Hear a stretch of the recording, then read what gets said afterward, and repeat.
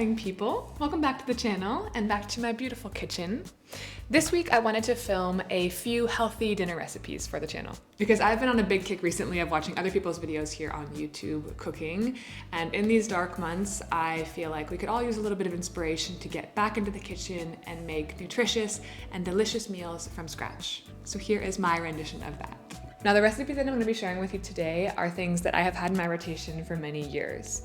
And my criteria for a dinner, really any meal, is that it's first high in protein. I try to vary the sources as often as possible. The second thing is I want to include as many colors as possible because we eat with our eyes first, and different colors equal different nutrition profiles and just different benefits for the body. I want to include a third one just for the sake of rounding out this point. So let's say speed. Quick, easy meals.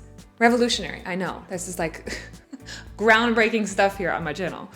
I hope that you enjoy.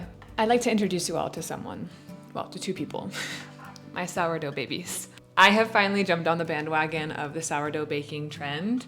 I'm trying.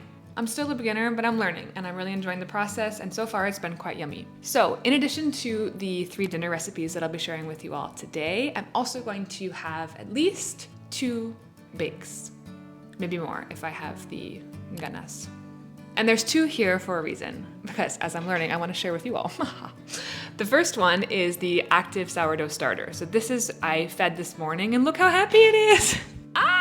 The rubber band marks where it was just like 4 hours ago. I fed it and it's growing.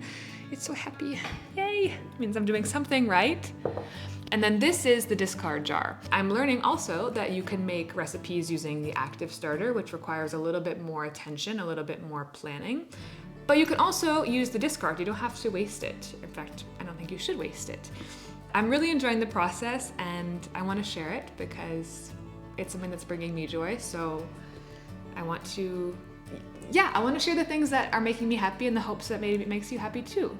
I will link to a few blogs that I've been reading on sourdough in case you're looking to get into it.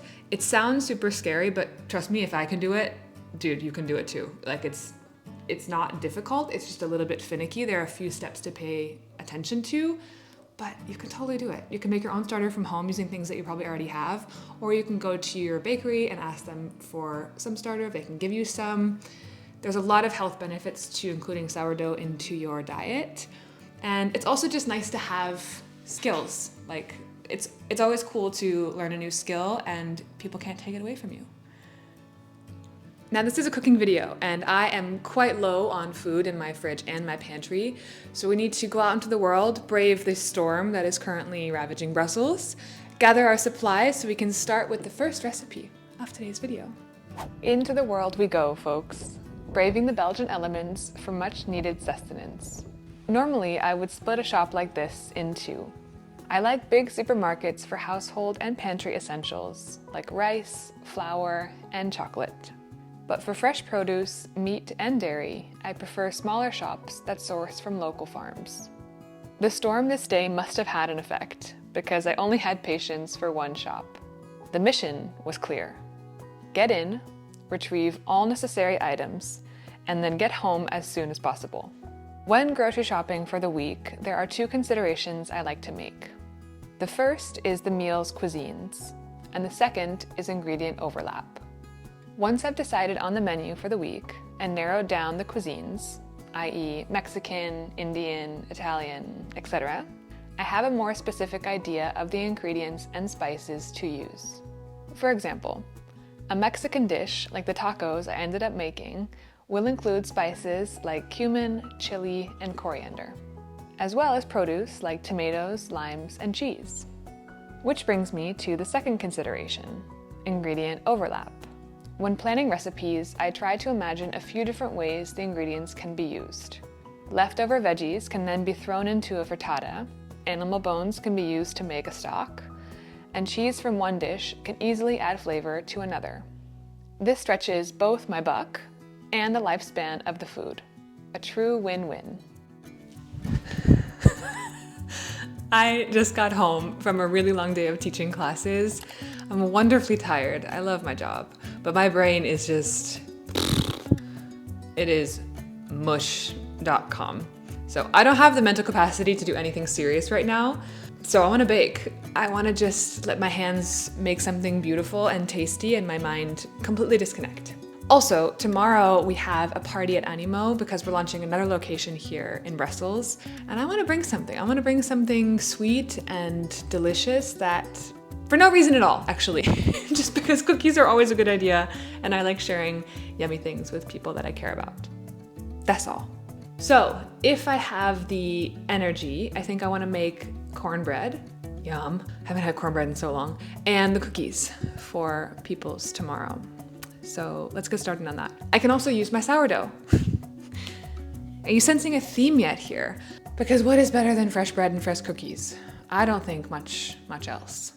As I putter around the kitchen, late on a Friday night, baking bread and cookies, I'm reminded of one of my favorite films, Xoxo. You know those movies that never fail to bring you comfort? Those that you rewatch year after year? That's Xoxo for me. If you're not familiar with the film, here's a brief summary, courtesy of the internet. When mysterious Vienne and her child arrive in a tranquil French town in the winter of 1959, no one could have imagined the impact that she and her spirited daughter would have on the community, stubbornly rooted in tradition. Within days, she opens an unusual chocolate shop across the square from the church. Her ability to perceive her customers' desires and satisfy them with just the right confection coaxes the villagers to abandon themselves to temptation, just as Lent begins. The first time I saw it, I was about 11 years old, and I was completely mesmerized by the main character, played by the always ravishing Juliette Binoche. The way she moved around the kitchen, exuding grace, beauty, and competence, was delightful. The velvety chocolate creations she crafted made me want to reach through the screen and steal a bite. It was also that she derived real joy from sharing her creations with those around her, making something beautiful from scratch to then give to those that she cared about. There was love present every step of the way. And to this day, I think the movie still carries valuable lessons. That good food is always better when enjoyed in the company of loved ones, and that chocolate, in any form, is never not welcome. I would love to hear down below which movie you enjoy watching over and over. Bon appétit! Yum! It's turning out to be quite the baking day chez nous here on a Saturday, and I don't mind it at all. It's very relaxing and the house smells amazing right now. I wish that Smell-O-Vision existed and I could send you all this cornbread and cookie smell. I have eaten probably more raw cookies than is healthy. And I have to say that the sourdough is giving it quite a nice taste. It's a little bit tangy and a little bit earthier than a normal cookie dough, but I don't mind. I actually quite like the mix, but it's something to know if you try out the recipe that may come up in yours too. So I'm gonna pop these in the oven. We have our beautiful cornbread here just chillin', and let's see how they bake out. I'm really excited to try them with the sourdough edition.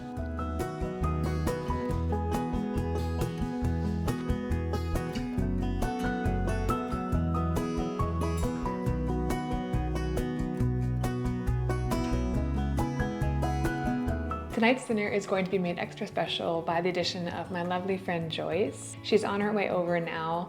I don't know if it's going to be okay to film her. I will ask, and if she agrees, then you'll see her lovely face.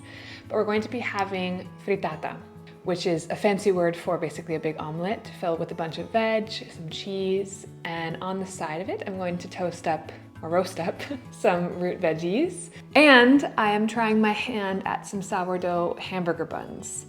So let's see how those turn out. But they're proofing now in the oven, and it's gonna be yummy. The first full meal I'd like to share with you is a frittata. Some variation of this has been in our household rotation for years. It's great because the veggies used can vary according to the seasons, and it's really hard to mess up. Here are a few of my golden rules for making a deliciously fluffy frittata. First, stick to 2, max 3 veggie fillings. Vegetables add color and soak up spices well, but they aren't the star of the show. By keeping it under 3, you'll avoid having too many competing flavors, while also allowing the egg base to shine. Rule number 2, how many eggs? A good rule of thumb I learned a while back is to use the same number of eggs as the diameter of your skillet. So, for example, this skillet is roughly 12 inches wide, so I used 12 eggs. Simple enough, right? Rule number 3, fluffiness is paramount. I'd recommend bulking up the eggs with a combination of milk, yogurt, and cheese. We're not shying away from the dairy here. The latter adds saltiness and fatty flavor, and the yogurt helps with volume. I personally like to add skyr, an Icelandic yogurt very high in protein and low in fat. Adding more protein to a meal is seldom a bad idea. And to accompany our lovely frittata, I roasted up some root vegetables and made some sourdough buns. The buns were a mega hit and almost didn't make it to the next day's dinner, for which I had them earmarked. Freshly baked bread is one of life's great pleasures. And these were even sweeter because I had made them from scratch and got to enjoy them with my beautiful friend, Joyce. I'll link to the full recipe down below. All right, the last meal that I'm going to share with you lovely people. I feel weird calling it a recipe because it's too simple to be a recipe, is slow cooked chicken tacos. So I'm gonna chuck all this in the crock pot, let it do its thing, let it cook up and start to smell the house up really nicely. And then when I come back from teaching tonight, we will assemble the delicious chicken tacos. Easy peasy.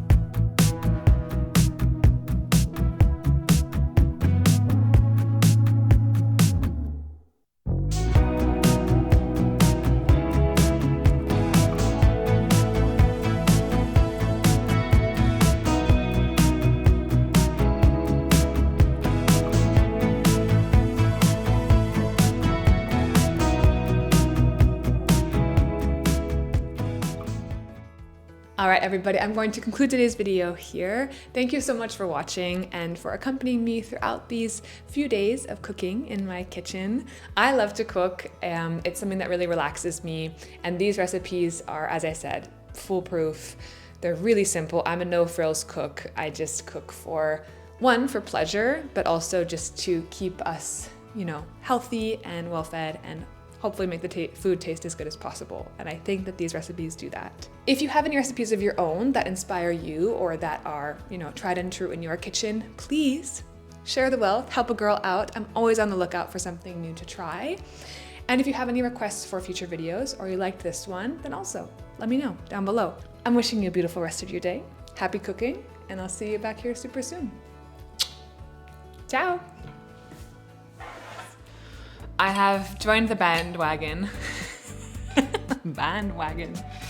Yeah, my brain is so gone. It has left the building. So let's get to baking, shall we?